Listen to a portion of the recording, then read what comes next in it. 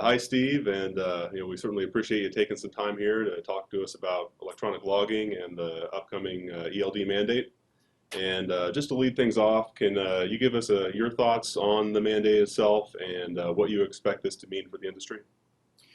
Well, CVSA has been supportive of a mandate for a number of years now. We've commented to the multiple rulemakings on this subject for a couple of years now. It's going to be a big change for the industry operationally and from a safety perspective and from enforcement perspective. It's going to be a sea change. And I think from our perspective, we want to make sure that once the agency does put the final rule in place, the big key, that's really when the work begins from our perspective, because we've got to make sure that we spend enough energy to build them properly to the standards, to ensure that everyone's educated about what they can do and what they can't do, and everyone's trained so that once the effective date comes into play, we can hit the ground running as smoothly as possible. All right, and what do you think this will mean for safety? How much of a change will it be on that front? Well, we've already seen with the adoption rate already by folks in the last couple of years, violation rates for hours of service go down pretty substantially just in the last couple of years. I think some of that's driven by CSA, but a lot of it's driven by the adoption rate of ELDs. We've definitely seen those violation rates come down significantly already. All right, and on the other side of the issue, we have seen some drivers and some other organizations in the industry voice some concerns about driver privacy and driver harassment issues. What's your response to that, and do you think that the FMCSA is going to address those concerns moving forward? Well, that continues to be a big issue. It will be. Anytime you've got any type of technology, that's a concern for folks, and rightly so. I think the legislative requirements that were put out in MAP 21 helped really push that issue forward some more. The agency did a study on it, and that study concluded that from their perspective, harassment's a non-issue. That's not to say that it couldn't potentially be a problem. I think that's something we'll have to. We're just evaluating compliance. That's our job roadside. And we'll see what happens in the long run and once the rule's implemented. But I think it's as many protections as possible. I'm hoping will be put into the rule to limit that happening. Okay. And you alluded earlier to the many fleets that are already using electronic logging devices, not because they need to, but because they see the benefit from a CSA perspective and a compliance perspective in general. What's your best estimate on the number of trucks on the road today that currently have something in the cab and are already using e-logs? It's a tough call because it changes daily. I think we are a year and a half, we're certainly getting more calls in the office about it, what's going on out in the field. But there is a significant penetration already, which is a good sign.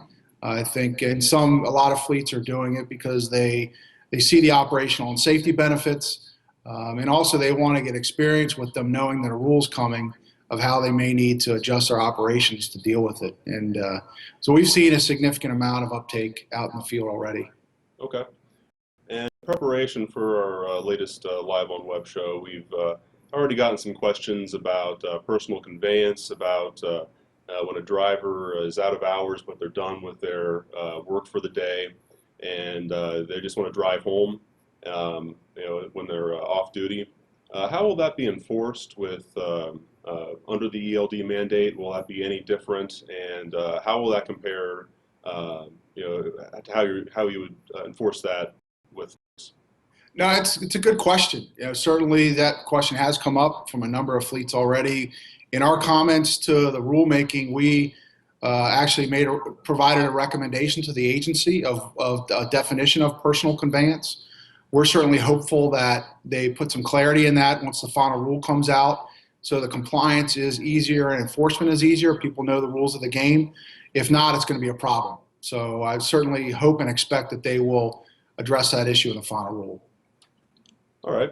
And we've also received some questions about whether or not drivers might be able potentially to manipulate e-logs. How confident are you that the mandate will be it will require devices that are tamper-proof, and do you expect this to be something that the industry will have to watch out for moving forward? Certainly, that's something we've commented on pretty substantially to the agency in our comments is the tamper resistance, and apparently there's a big issue of going from tamper resistant to tamper proof in terms of a technology and cost perspective.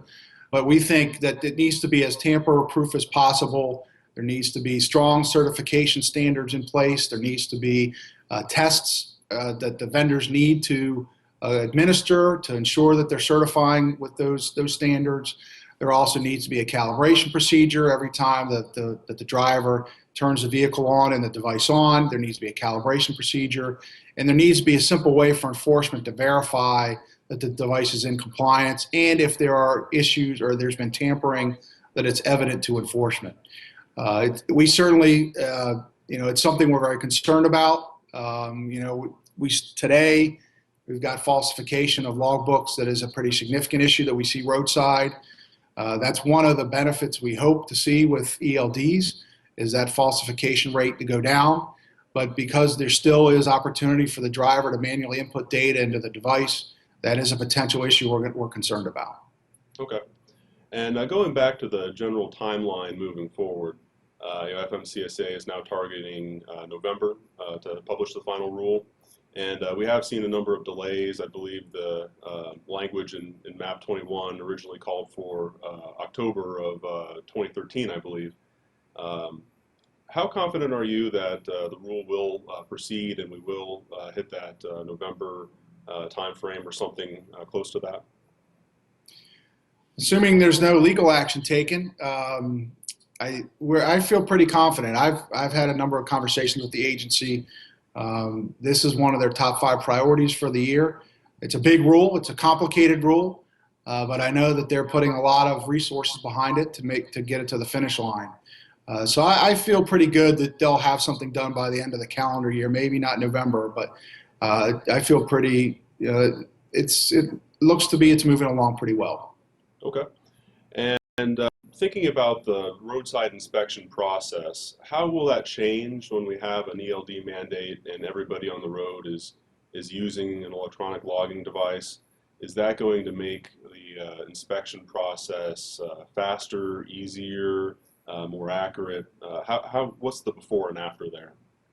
Well, we certainly hope that the new procedure will streamline the inspection.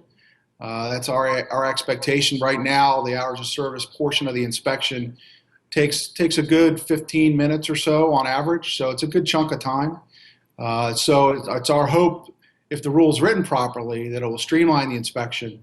There's several challenges. One of the biggest challenges that we waiting to see what the final rule says is how to deal with the data transfer issue of how the data is going to be transferred from the devices to the enforcement officer, whether that's some wireless transfer, what type of wireless transfer. So that is one of the challenges I think that's going to potentially impact on the process. But assuming that the rule's written properly, the other big thing that we're concerned about is having a standard interface for enforcement. So if the rule doesn't specify a standard interface or standard data to be presented to the enforcement officer, that will complicate the process. That's what we've got today. Today we've got multiple devices out there. They're all built to different standards. The fleet typically has to adopt one device for the fleet, but for enforcement we have to know all of them. So that's a challenge when you've got dozens of devices out there. So we're very hopeful that in the final rule the agency puts a standard out that regardless of the device, that it is the same standard, at least with respect to how enforcement does its job roadside to verify hours of service compliance. Okay. And on the market today, we already have many different vendors providing electronic logging in one form or another.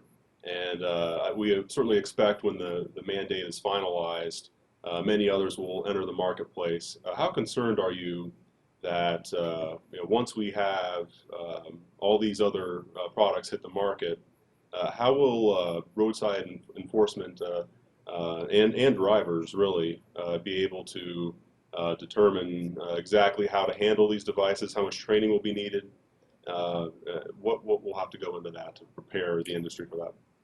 Well, that's a really good question, and that's why we've been advocating for a strong certification program. Kind of the joke that I tell people is you've got, John Q. Public that owns a Subway shop today, and next week he decides to start selling ELDs. And when you've got a self-certification process in place, doesn't have any teeth in it, that is a risk that we run. So from our perspective, we need to have a strong certification process. The bar to entry needs to be high so that we don't have hundreds and hundreds of vendors out there. And the industry is confident that they're buying something that is compliant. They're not, and the enforcement can be confident that there's a finite number of vendors, and we've got evidence that we can validate that device is compliant and it's certified properly. All right. Thank you very much, Steve. Any other thoughts you have on the ELD mandate? Anything we didn't get to that would be valuable to keep in mind? I think the thing to keep in mind from our perspective is once the rule is written and out, we need to make sure collectively industry and enforcement and FMCSA need to work together to implement this effectively. It's going to take all of us working together. It's going to take education. It's going to take training. It's going to take policy, procedures. And the hope is that we can all work together to get us there. What we don't want to happen is a rule that comes out and it's not implemented effectively and it creates more problems. So it's important that as we get closer and closer to that date, we sit down and talk together about how best we can implement this rule to realize the safety benefits that we all believe that they can deliver. Great. Well, thank you very much for your time, Steve. We certainly appreciate your insights. Very helpful. And thanks again for your time. Thanks, Seth. Appreciate it. All right. Have a good one. You too.